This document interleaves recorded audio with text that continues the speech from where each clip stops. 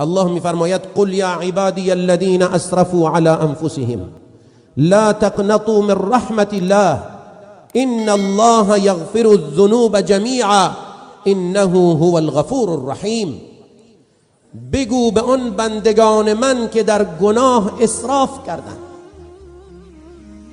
گناه را از حد گذراندند، اونها از رحمت من ناامید نشن، چرا که الله تمام گناهان را میبخشد، چرا که او بسیار مغفرت کننده و بی نهایت مهرورز است.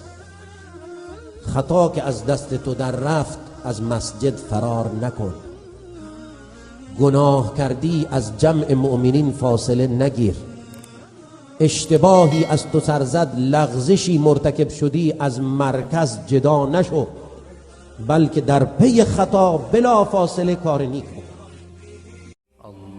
اللهم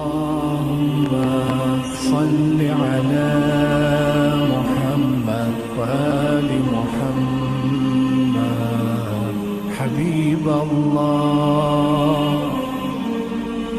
اللهم صل على محمد و آل محمد حبیب الله.